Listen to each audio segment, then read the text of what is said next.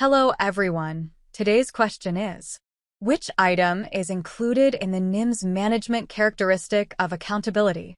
Here is the solution.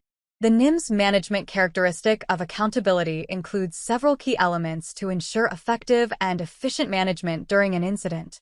These elements are check-in/check-out, keeping track of all resources and personnel at the incident. Incident action planning, documenting the objectives, strategies, and assignments. Unity of command, ensuring that each individual reports to only one designated supervisor.